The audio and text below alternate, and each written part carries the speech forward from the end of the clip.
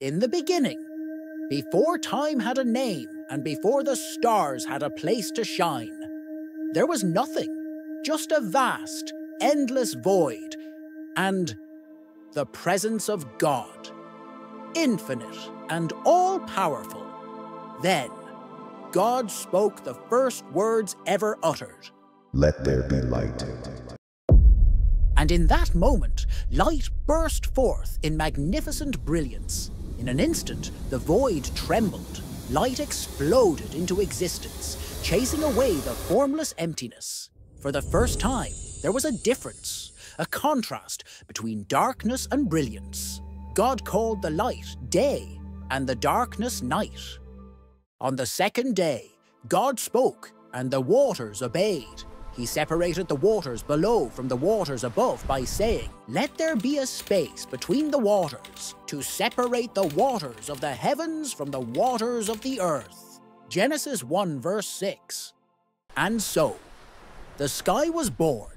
Then he shaped the atmosphere, an invisible shield protecting the world to come. The earth was no longer formless. Creation was taking shape, building towards something far greater than the eye could see. And still, he was not finished. Then came the third day. Let the water beneath the sky flow together in one place, so dry land may appear. At his command, the waters stirred, retreating and brought forth dry land from beneath the waters. Mountains rose majestically, valleys sank deep, and the seas found their boundaries. But the land was bare, silent, until... Let the earth bring forth vegetation. Then life began, as God commanded the earth to sprout vegetation. The barren ground awakened. Rich green tendrils pushed through the soil, stretching toward the sky. Trees unfurled their branches as if tasting the air for the first time. For the first time, the world breathed, and God saw that it was good. By the way, if you find any of these videos interesting or enjoyable, please consider subscribing. These take a long time to make, and it really helps out. On day 4, something was missing as the earth stood beneath the sky. Let light appear in the sky. Then suddenly, a blaze erupted, golden and fierce. God made the sun, breathing fire into the horizon. But as the sun began to set, darkness crept in once more.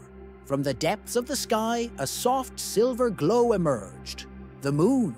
Then, in the vastness of the heavens, one by one, the stars ignited, scattering like diamonds across an infinite canvas.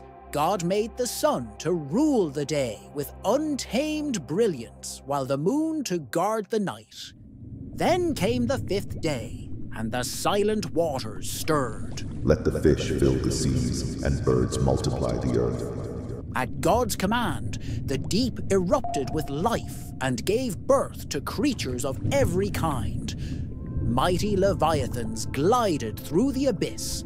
Sleek fish shimmered in schools, moving as one. Jellyfish pulsed like floating lanterns, while coral reefs bloomed, painting the ocean floor in shades unseen before creation. But the waters were not alone in their awakening. Above, the skies burst into motion.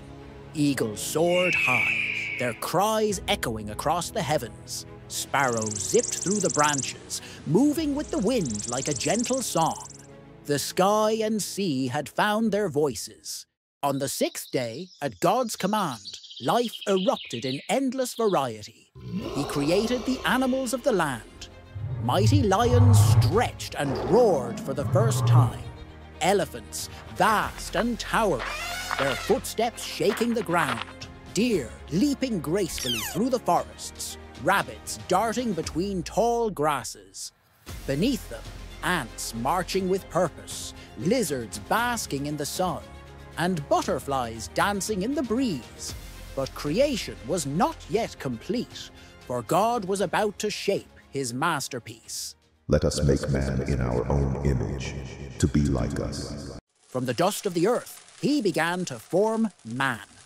Carefully, with intention, he sculpted every detail. The form was perfect, yet lifeless. Then he breathed life into it. His eyes opened, filled with the light of life itself.